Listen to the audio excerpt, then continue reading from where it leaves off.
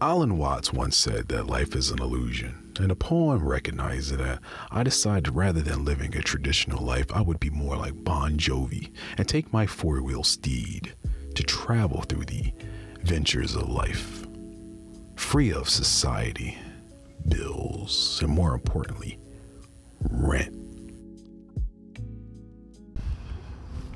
But with all that said, it's still just a Camry.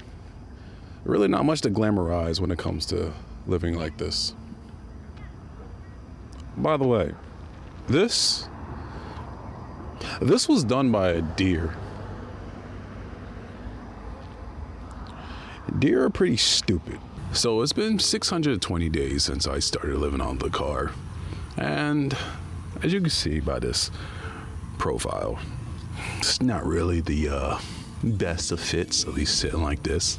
Now, if I was to, lay back, it then gets a bit more comfortable, albeit quite ridiculous if you ask me.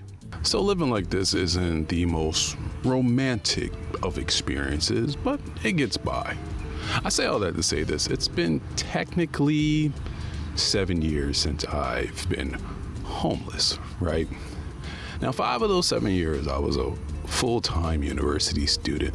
So I had somewhere I lived because I paid for it. It was apartments, campus apartments and all that stuff.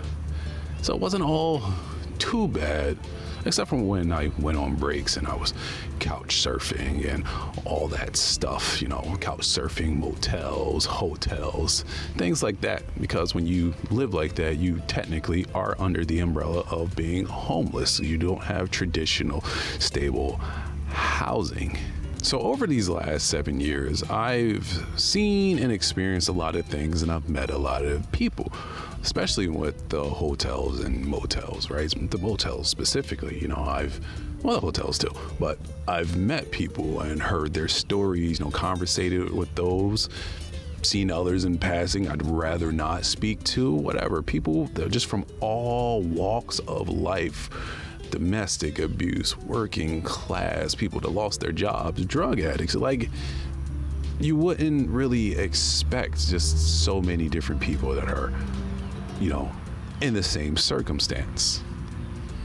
And because of that, I take issue with a certain category of like van life videos, not van life, car life, automobile life, whatever you want to call it, not the genre itself, but just like a subcategory of that. And that is specifically would be like those who make it look fancy. Now, I'm gonna preface everything with this. I have nothing against people telling their story, because after all, that's what I'm doing here right now. So I would be incredibly hypocritical finding fault with that, right? But with that said, it just bothers me when somebody says they went 12 weeks homeless, but they bought a brand new Chrysler Pacifica with cash and then put about $5,000 to $10,000 more of renovations into it to turn their Pacifica into like a miniature RV with all the amenities, while simultaneously living a block down from their parents' household, or even worse, their household.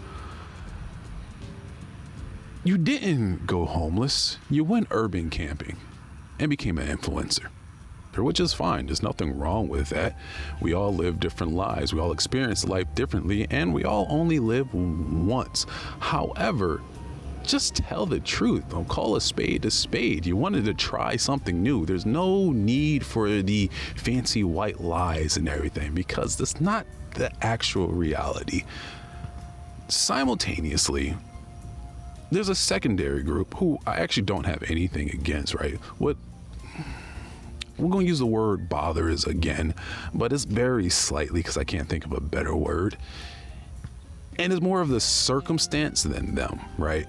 You'll have this secondary group of people who do live like this, who are using this to make ends meet because it's just cheaper this way. You can have more money, more access to your money, not spending it on BS like high rent prices. But they'll have something like a Camaro with a water faucet in it and everything, or just throwing something out there, like a U-Haul with like 3 monitors, a secondary battery, a generator, a high output alternator. It was like, okay, or you look like you have a broadcast van at this point. This is like a mobile command center.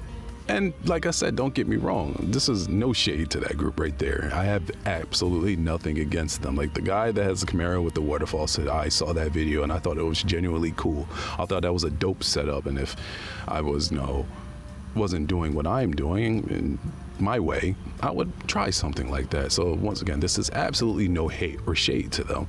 It's just for the majority of people that are living like this and are going to be living like this, and that right there is important. The reality is going to look and sound exactly like this. This right here. Or even worse, it's going to look like this. So it's 4:21 in the morning. I just finished working overnight. You know, I work multiple jobs, do multiple things.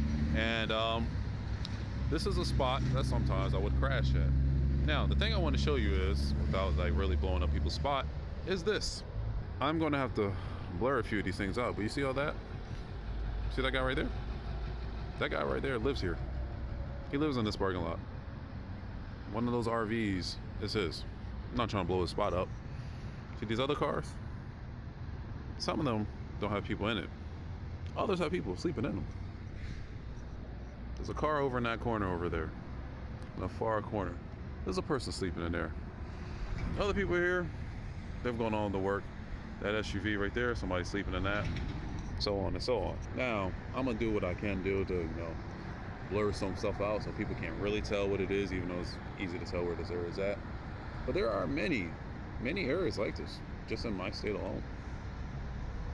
This is the actual reality. Housing, prices, and everything else going up. People are deciding, hey, I'm just gonna live this way. Some people aren't deciding to live that way. It's their last resort. The whole point, what I'm trying to say is, following up on what I was talking about, is that it ain't pretty. It's not cute. It's not the life that people try to make it seem. And I know this because I've lived this life. I live this life. And while I was in college and everything, I was homeless.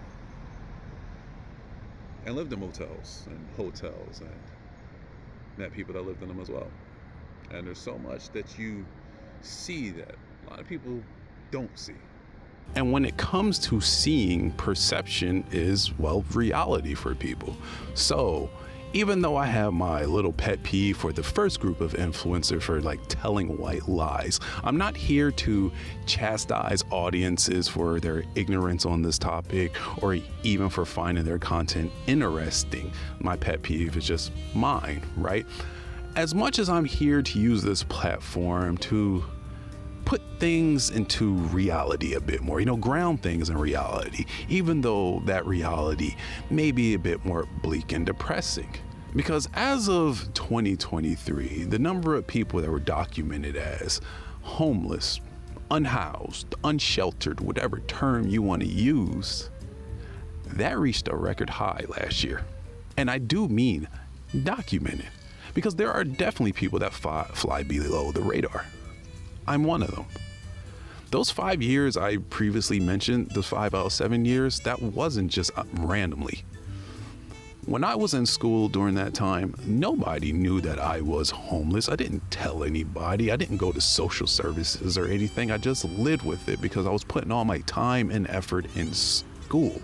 In fact, through conversations with people acquaintances that I'm close-ish with, I came to learn that they were actually living the same type of lifestyle, bouncing from place to place because they too come from a dysfunctional household and were putting all their time, their effort, their money into making this education thing work to break generational curses, traumas, whatever you want to call it, right?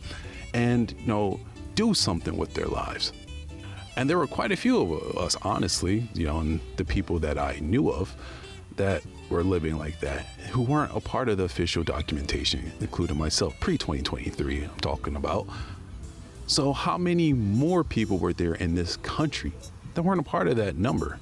And then that begs the question, how many people are part of that number now and will be as this issue we are facing continues to grow? As I've said it before, so I'm not really going to rehash it much, but even though I'm choosing to live like this, situations caused it. Situations led me at the forked road where I decided, am I going to go this way and continue with the BS, or I'm just going to go, you know what, screw it all and do this and just do things my way. Obviously, I went that way, but how many other people are also making that decision because they are being financially squeezed dried, having every ounce of lifeblood just twisted out of them because of private equity, greedy landlords, greedy grocery chains, so on and so on. And they hit the point where they're like, I can't afford to live anymore. I have to do this out of necessity. Because that number does exist, and that number is increasing by the day, by the week, by the month, by the year. Quite honestly, as a country, we have jumped the shark, and we kind of need to reel it back in before things get worse. Unfortunately, I don't really have the solution for that, and well, the solution I do have is not really safe for YouTube, because even though I come across as a calm person, it's the person I want to be, I'm aiming to be, but I still have a lot of things that I've dealt with that lead me towards the other path. Hence why, basically what I'm trying to fucking say there, and I can finally cuss now, so I'm gonna use my one F-bomb, but I'm trying to cuss less, is that I have a lot of internal anger and rage, right? And it comes out through confrontation. I, in fact, enjoy confrontation. In fact, to be honest, like some of it might be genetic on how confrontation is like so easy for me, because some of my family members on the male side who I haven't really seen, like, but I'm closely related to, they're the same way, and I didn't grow up around them at all. So there might be some genetics involved, but that's neither here nor there, right? Confrontation comes easy to me, and it's to the point where sometimes where I'm at places, events, things, you know, the bullets get to flying, people go crazy and whatnot. After the nerves settle, there are still nerves, things become calm for me. While everybody's like panicking, trying to find out what to do, I'm just like in a meditative zone. I'm in a meditative state, and I can move easily. You know, I can move without worry. It's so strange. For an example, one time somebody started a fire in a neighbor's backyard, and it was an old shed, just dry rotted. So when they started that fire, the fire moved over to our side, and I was woken up by people outside yelling, "There's a fire! Get out of the house! There's a fire!" And then I get up, you know, because I heard the crackling, but it was piercing into my dreams, but I couldn't really recognize what was happening. But I finally get up, go to the back, see the fire in the backyard. It's like pretty big, right? Wake my mom up, wake my sister up. They see it, they start panicking and things. And the entire time I'm just like, get this, get this, get this. Why are y'all yelling? Just go down the stairs, get this, get this.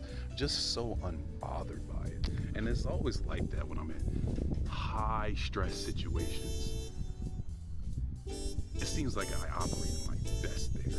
And I'm learning how to channel that, whatever causes that, you know, all the anger and frustration that, and maybe genetics, maybe I'm some type of like, I don't know, sociopathy spectrum. I have no idea. I'm not going to self-diagnose myself. But I've learned how to channel that, and I'm learning to channel that stuff more positively, right? Basically, that's what I was trying to say there. Now back to the video. I live like this now. To fix this, the most I can really say is vote, protest, call your senators, make it people aware of it. Something has to happen to go back to any sort of normalcy, rather than this weird neo-feudal system that we like, neo-feudalism that we're like living in right now. But that honestly is a topic for a different video, so I'll save that for that. But as for me, rounding all this up, despite the chaos, and knowing all this stuff, right? This has been like a calm in the middle of a massive global economic storm. Speaking for me personally, I have found my center. I found my calm. I found my zen, right? And because of that, I figure I'm going to do this just a little bit longer, until I find something that works right for me and pay more of these bills off, because they got out of hand when I was helping people, which is how I ended up, deciding to go this way, because my bills went crazy. It's a lesson you learn once. Only once. And with that calm, it's just, a hypocritical founding father of a slave owner once said, "Give me liberty or give me death." And as I sit here, right, the liberty part's kind of cool. So I think I'll do that just a little longer. Anyways, that's the video. I'll see y'all in the next one. And as you know, deuces.